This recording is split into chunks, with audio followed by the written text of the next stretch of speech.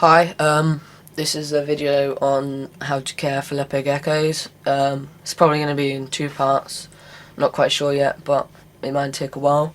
Leopard geckos are probably the most popular lizard in the pet trade, maybe second to the bearded dragon, but probably about the same. Normally you'll see them in shops. Most of the time they're juvenile when you see them, or hatchlings. This is sort of a large hatchling size. They're normally a little bit smaller than this one, and you'll get these. I live in the UK. Babies normally around 30 to 50 pounds. Adults 50 to 60. And yeah, they look quite attractive, sort of little lizards. Stay quite small. This is the size of a young one. A fully grown adult female would get to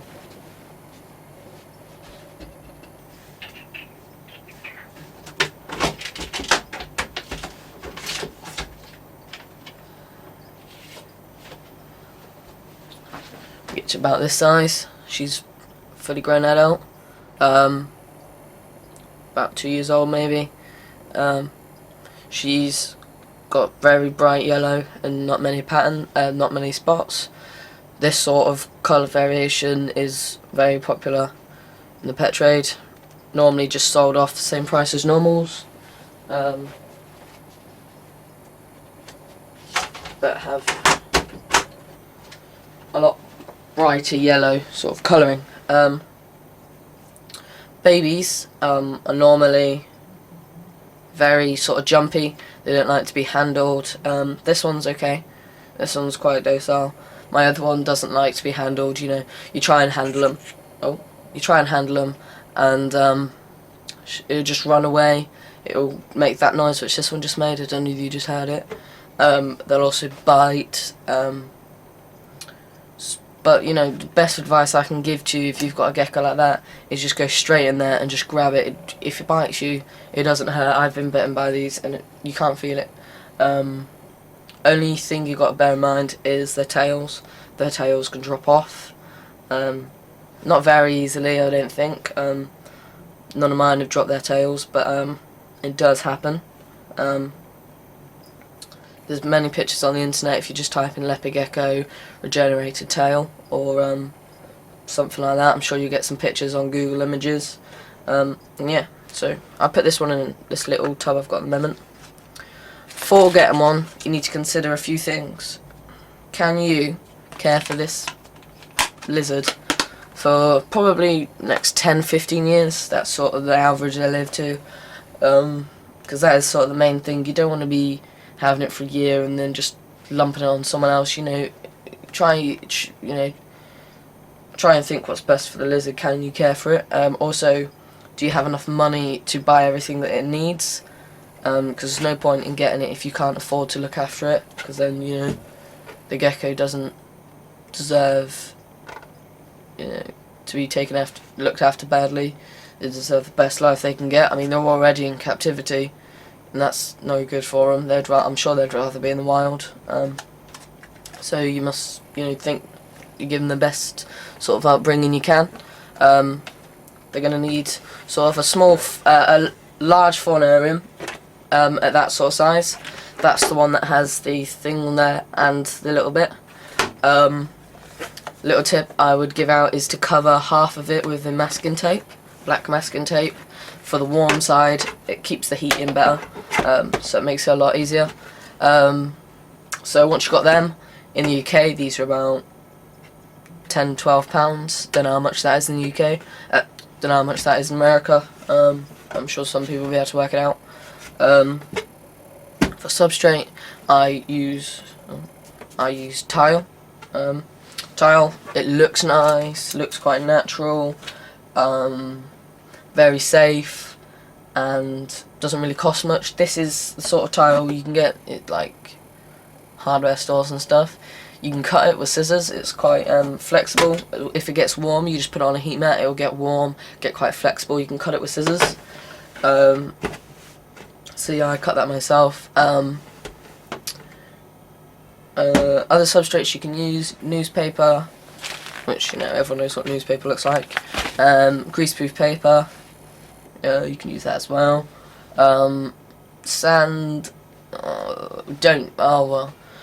sand is something that I would never consider using. I used it ages ago, for like a week or something, but I didn't like it because when the gecko eats, it gets sand in its mouth when it's eating the crickets, and also when it walks around its tank licking everything, I saw it licking up bits of sand.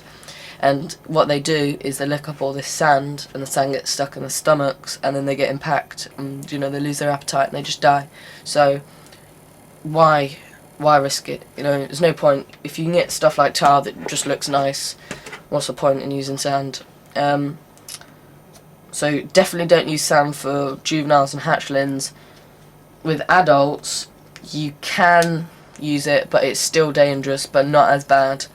Something that you definitely shouldn't use though is calcium sand, because they I don't know how they know it's in there. I think they smell the calcium in the sand or something, so they lick up the sand, getting the calcium, and that makes them get impact. So these brands, it says on the back of the packets you can't get impact from this, or you can get impact from them sort of things, because I know people that have had their geckos get impact, and all them people care about is getting their money, and not about the safety of the gecko or any kind of lizards. So that's just why I wouldn't use it, and I don't think anyone else really should. So anyway, you're going to need to heat this using a heat mat. You can get them at any reptile stores, or you can get them online. They're normally about £15 for the smaller one that would sort of take up half of this tank. You'd need sort of half the tank warm, half the tank cool. Warm side, they should have a hiding spot like this, and it should be about 90 under there. That would be a good sort of temperature for them. Maybe a little bit lower, don't go too much higher. In the winter you can go a bit lower than that. Then on the cool side you need another hide, so they're choosing heat and not security. If you only have one on the warm side, they're just going to hide on the warm side all the time. And if they need to cool down, they won't feel secure cooling down in an open area, so make sure they have somewhere to hide in both areas. This is a cricket box. I'll show you the cricket boxes later. And what I did is just put some masking tape around it, cut a hole in the front, put moss in it. That's their moist hide. Geckos need a moist hide because when they're shedding, because their tank's not very humid, you shouldn't keep their tank humid, by the way. Because their tank has no moisture in it, you need to give them a moist hide, which you can buy one of these. It's just a spray bottle. You can get them at any supermarket or hardware store, and you just get the moss that you can buy at any reptile store, and you just give it a little spray every couple of days, and that should keep that nice and moist. So when they're shedding, they go in this for a few hours, loosen up their skin a bit. Then what they do is they turn around and then they rip the skin off themselves using their mouth, and they eat the skin because the skin's got quite a lot of calcium in it.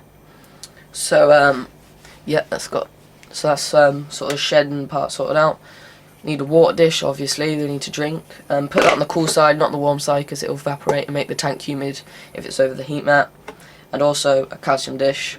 In the wild, geckos would eat, maybe 50 different types of insects, and in captivity we can only probably give them about 5 different types, so they don't get as much of a variety of sort of different things they would in the wild, so you need to give them a calcium dish.